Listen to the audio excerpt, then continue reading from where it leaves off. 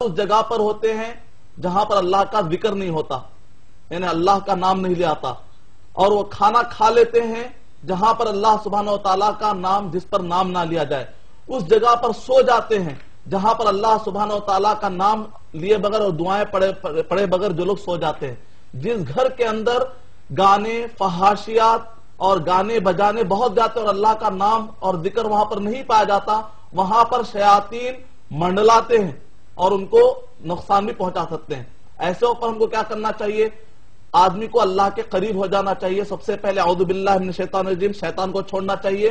اس کے بعد بسم اللہ الرحمن الرحیم، اللہ سبحانہ وتعالیٰ قریب ہو جانا چاہیے، اور اس کے بعد آدمی کو چاہیے کہ نمازوں کی پابندی کرے، تلاوت قرآن مجید کی پابندی کو اپنائیں۔ امید کہ آپ کا جواب مکمل ہو۔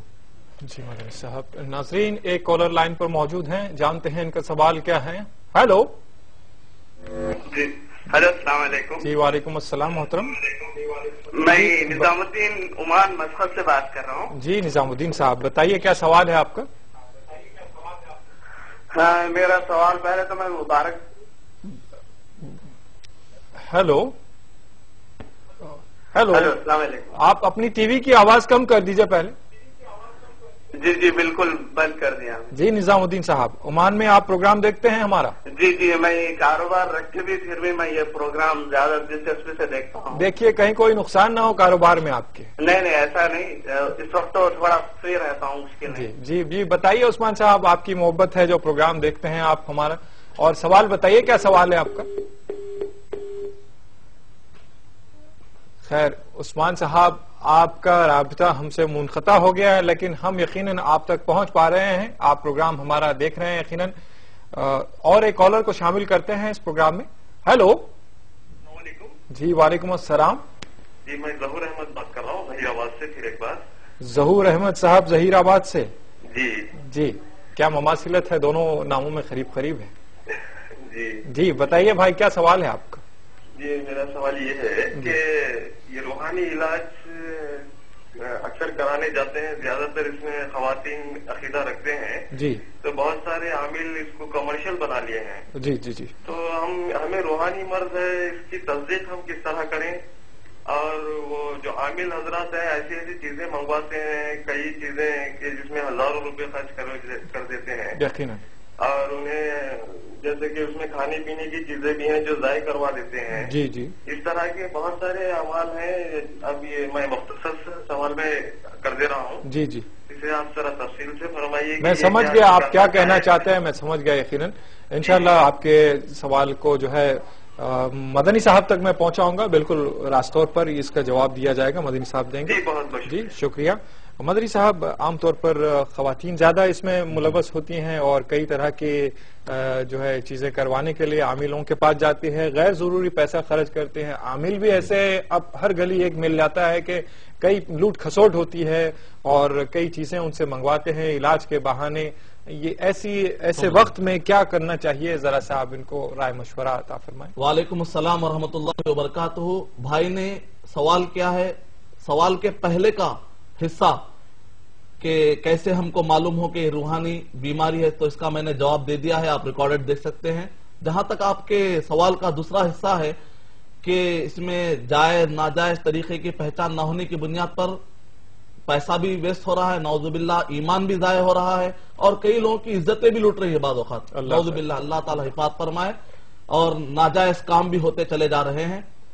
دیکھیں جہاں تک شیطان اور جنوں کو بھگانے کا اور جادو کو ختم کرنے کا، سب سے پہلے تو عقیدہ ہمارا یہ ہونا چاہیے کہ اللہ سبحانہ و تعالیٰ کے حکم کے بغیر کائنات میں پتا بھی نہیں ہل سکتا، تو لہذا کسی جادوگر کے پاس اتنی طاقت ہے کہ وہ ہم کو نقصان پہنچا سکتا ہے، اور نتیجے میں آپ گھبراتے لائف گزاریں گے تو ایسے لوگ اور زیادہ نقصان اٹھائیں گے۔ تو سب سے پہلے یہ ہے کہ عقیدہ مضبوط کیجئے، اور یہ کہ بات بات میں مت گھبرائیے، وہم میں مت پڑیے، اور اسی طرح شک و شبے میں مت پڑیے۔ پہلے تو سب سے پہلے توکل، اللہ پر بھروسہ، یہ ذہن میں رکھ لیجئے۔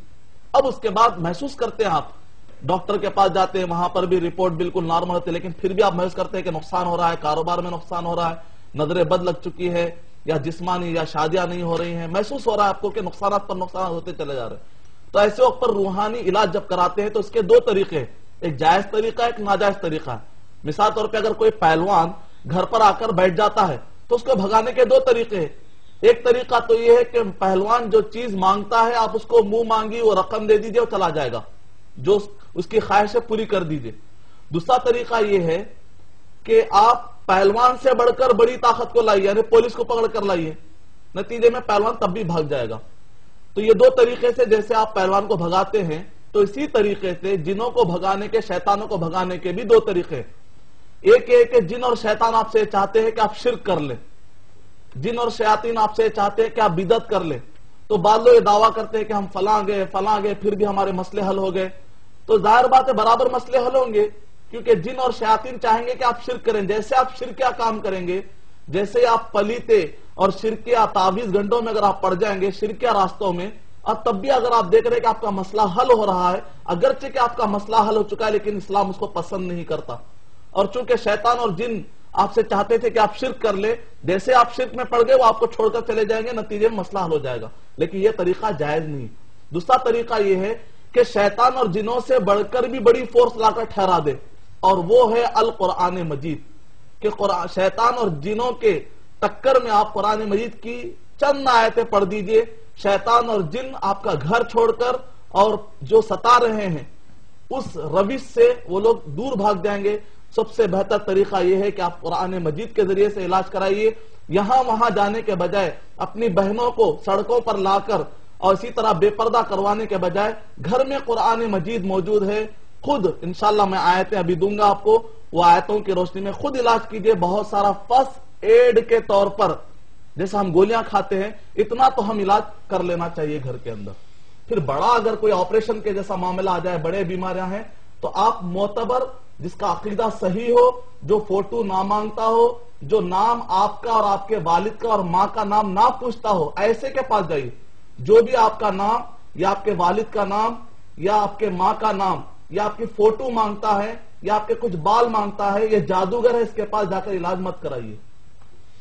اللہ حفاظت فرمائے.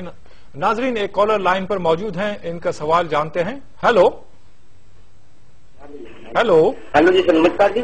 جی نمسکار. ہلو جی سر. ہاں جی جی میں راجستھان سے عرفان خان بول رہا ہوں. راجستھان سے. جی سر میرا سوال یہ ہے کہ جی بتائیے کیا سوال ہے آپ کا. جی اگر کوئی 3 جمعے چھوڑ دیتا ہوں اس پہ کیا ہوتا ہے پھر؟ جی 3 جمعے اگر میں چھوڑ دوں تو اس کے بعد کیا میں جمعے پڑھ سکتا ہوں لگاتار؟ اچھا 3 جمعوں کی نماز سے متعلق ہے, چھوڑ دیں. ہاں جی. اچھا بھائی ٹھیک ہے, آپ راجستھان سے عرفان بول رہے ہیں. ٹھیک ہے, بہت شکریہ آپ نے ہمیں کال کیا. ناظرین سوالات کا سلسلہ یقیناً جاری رہے گا اور مدنی صاحب بھی جوابات عطا فرماتے رہیں گے, لیکن ناظرین ملتے ہیں ایک چھوٹے سے بریک. ناظرین وقت کے بعد پھر سے آپ کا خیر مقدم ہے پروگرام آپ اور ہم. ابھی جانتے ہیں راجستھان سے بھائی عرفان نے سوال کیا تھا کہ اگر 3 جمعہ کی نماز لگاتار چھوٹ جاتی ہے تو ہمارا کن میں شمار ہوتا ہے. وعلیکم السلام ورحمۃ اللہ وبرکاتہ. میں سب سے پہلے اللہ سبحانہ تعالیٰ سے دعا کرتا ہوں کہ اللہ سبحانہ وتعالی ہم سب کو نمازوں کی پابندی کرنے والا بنائے. اور خاص طور سے جمعہ نماز اگر چھوڑ رہا ہو تو ایسے وقت پر یقیناً انسان کو اپنے ایمان کا جائزہ لینا چاہیے, احتساب کرنا چاہیے. نبی اکرم صلی اللہ علیہ وسلم نے فرمایا لَيَنْتَهِيَنَّ أَقْوَامٌ عَنْ وَدَعِهِمُ الْجُمُعَاتِ أَوْ لَيَخْتِمَنَّ اللَّهُ عَلَى قُلُوبِهِمْ. لوگوں کو چاہیے کہ جمعہ کی نمازوں کو چھوڑنے سے باز آ جائیں, اپنے آپ کو باز رکھ لیں. کہیں ایسا نہ ہو کہ اللہ سبحانہ وتعالی ان کے دلوں پر مہر لگا دے. بلکہ علماء کرام نے یہاں تک کہا کہ 3 جمعہ اگر آدمی پابندی سے چھوڑنا شروع کر دیتا ہے اس کے اندر نفاق پیدا ہو جاتا ہے, لیکن اس کے باوجود بھی اس کو کافر نہیں کہا سکتا. ایسے سارے احادیث کہ جس کے اندر کھلے طور پر آدمی کو منافق یا فاسق کے ورڈ آئے ہیں تو یہ جنرل آئے ہیں. پرٹیکولر ایک آدمی کو اپنے اوپر فٹ نہیں کر لینا چاہیے, لیکن اس کو ڈرنا چاہیے. یعنی کہ یہ نہیں کہا جا سکتا کہ اب میں کافر ہو گیا. نہیں, کافر ہونے کے لیے آدمی کلمے کا انکار کرے گا تبھی کافر ہوگا. البتہ کلمہ پڑھنے کے ساتھ یعنی دائرے میں رہتے ہوئے کلمہ پڑھتے ہوئے اب وہ غلطیاں کرتا ہے, گناہ کرتا ہے بڑے بڑے, تو ہم کہیں گے گنہگار مسلمان ہے, بڑے بڑے گناہ کرنے والا مسلمان ہے, فاسق مسلمان ہے کہیں گے. ایسے لوگوں کو چاہیے کہ وہ جلد سے جلد توبہ کریں اور اپنی عمر پتہ نہیں کہ اور کتنی زندگی باقی ہے, اپنے اعمال کو اچھے سے اچھا کر لیں تاکہ قیامت کے دن جب آدم علیہ السلام سے لے کر قیامت تک کے ہر انسان موجود ہوں گے اس وقت پر چھوٹے موٹے اعمال لے کر جائیں گے اور اس میں بھی کئی چیزیں پھر دغا بازی کی رہیں گی تو شرم اس وقت پر آئے گی تو سب کے سامنے عزت جائے گی. تو یہ سوچتے ہوئے قیامت کا تصور زندہ رکھتے ہوئے اللہ سے خوف کھاتے ہوئے اپنا جائزہ لیتے رہے. امید کا آپ کا جواب مکمل ہے. شکریہ مدنی صاحب. ناظرین اور ایک کالر کو شامل کرتے ہیں پروگرام میں. ہلو ہلو جی السلام علیکم. السلام علیکم. جی اپنے ٹی وی کی آواز کم کر دیجئے بھائی. کم ہے. ہلو جی میں ظفر صدیقی ریشیکیش سے بول رہا تھا. جی ظفر صدیقی صاحب کیسے ہیں آپ؟ خیریت سے ہیں؟ جی بتائیے کیا سوال. آپ دونوں کو مبارکباد دینا چاہتا ہوں کہ اتنا اچھا پروگرام آپ نے انفارمیٹو شروع کیا ہے. جی اللہ کا احسان ہے. طریقہ ہے کہ مطلب